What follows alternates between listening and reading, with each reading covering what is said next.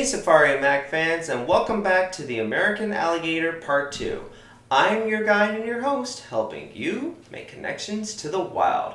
First of all, I hope everybody had a wonderful Thanksgiving and were able to spend time with your loved ones. But if we're ready to get back out into the wild and continue our journey with the American alligator and discover special secrets, as well as a little bit more about the history about one of the, what I like to call, the king of reptiles in North America, then feel free to join me on our little swim and we'll head back to the swamps. But before we do, as always, hit that like and subscribe button. Be sure to check out my Facebook page for conservation updates from different projects all over the world, news and aquarium news, as well as special conservation tips and ideas that you can practice at home. And then finally, if you have questions about animals or about more questions about American alligators at the end of this episode, feel free to send me an email, which you'll find the link to down in the description below. Also, stay tuned at the end of the episode for the reveal of our next Safari Mack animal as we continue our journey through North America. So if we're ready, let's go. Let's start off with the wild things.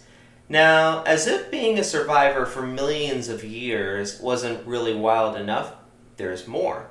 Believe it or not, herpetologists, that's scientists who study both amphibians and reptiles, they have actually noted out in the field that the American alligator seems to be one of the very first kinds of reptiles to be seen using tools. That's right, tools.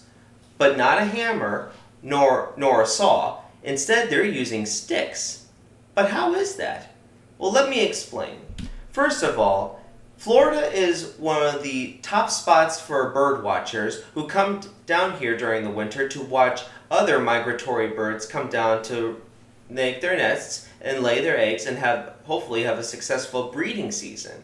So I'm talking cranes, wading birds such as ducks or other species of waterfowl, roseate spoonbills, and many, many more. Even one of America's only stork species, the wood stork, also come down here to breed and to raise up the next generation. But one of the challenges that they have to do is build the nest, which includes a lot of different materials. So one of these materials, sticks. So herpetologists have actually seen alligators kind of collecting sticks and kind of just keeping it at the point of their snout to where they wait for the right moment for one bird to try and come down and grab it until it's too late. Now here's another wild thing about alligators. First of all, I need to talk to you a little bit about the state of Florida. Now Florida is known to have two kinds of seasons, the wet, and right now we are only entering into the dry season. So as a result, even out in the Everglades and out in the swamplands, the water eventually will drop and drop and drop until it seems almost pretty hard to find any. However, there are still some spots of water left. You just have to know where to look. Here is one of these. Now, this is a little pond that was created by alligators. That's right. Alligators made this. But now how did they do it? Using their incredible strong tails, which if you remember from part 1 can help them leap 5 feet out of the water, they kind of make a little pond-like for themselves where they are able to kind of crawl in and in a way escape through the dry season, or in a sense hibernate, or just be able to go for long periods without eating till better times come back or until the wet season returns. But now let's say that the gators here have abandoned this hole. This is a perfect spot for water deposits to form.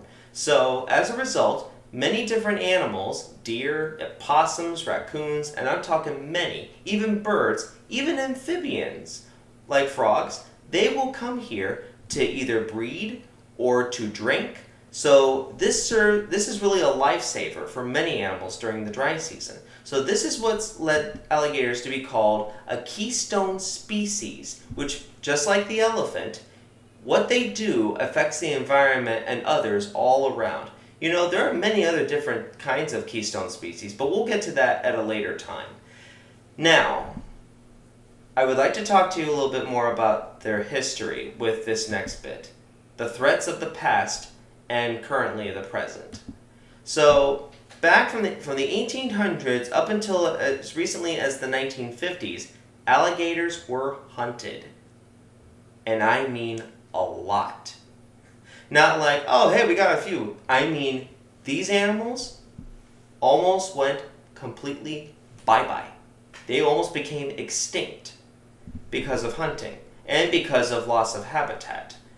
Thankfully, they were saved by the use of, or the creation of alligator farms, where number of gators would be kind of raised to later, unfortunately, be butchered for their meat as well as for their leather skins, which were made at the time up from the 1800s and even to today, were used for luggage or purses or many other different kinds of products. So I mean, alligator leather, it's pretty it is considered to be a high fashion, just as it was back then as it is today. Now, thankfully, the American alligator is one of the greatest conservation success stories.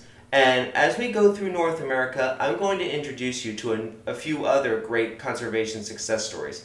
So from almost couple hundred or so left in all of North America, today, American alligator populations have really gone back up to roughly around having maybe over 4 million animals now living in the United States. And I'm not talking just Florida. Florida is thought to have one of the largest populations next to Louisiana. Right now, Florida is thought to have around 2 million alligators. So that's a pretty big deal when you think about it long enough. But now, even if the government also giving special protections for alligators, they still are facing challenges as they continue to lose a little bit more of their habitat and are coming into a little more closer proximity to the urbanization of the human world. Now, so that was the past, and that's what's going on today. So they face problems today from people harassing them, even feeding them is a major danger. But now let's talk about what we're gonna do and what we can do to learn to coexist. It can be done. Here's a couple of things that we have to do, and I'm afraid I'm gonna have to, once again, just like with the manatee, I have to lay out some rules. Rule number 1, no feeding the alligators. Because while it seems harmless at first, the problem is gators are naturally afraid of people. A wild gator, they look at us from their level, they look at us, we look like towering giants. I don't know about you, but if there was something that was much bigger, I'm not sure that I would even want to mess with it. But once you feed a gator, the gators automatically kind of lose their fear of humans and then begin to associate all people with having food. And when they don't, unfortunately, that causes problems. And often, authorities have to be called out to have them be put down, unfortunately. So let's not feed them anymore, even if it's just that little marshmallow or cracker. Next rule, no going near the alligators. You can actually face jail time, big time jail time. Even pay a fee of $5,000 and spend 5 years in prison. So if there is a problem with gators, if you do have a gator in your area, don't try to move it yourself. Always call the authorities. They will come out and they will be able to professionally handle these creatures and get them somewhere safe. And then there's another rule. So unless you have a very special permit that allows you to hunt gators, which you can get from the FWC, you must never try to kill these animals because they are part of the ecosystem, and this just continuously causes further problems. So, like I said, 5 years jail time. I really don't recommend doing any of that. But if you can do all of these things, then we can really learn to coexist with one of the top predators in North America. Ladies and gentlemen, thanks again. Be sure to join me next week as we look for the fox. Till then, I'll see you out there.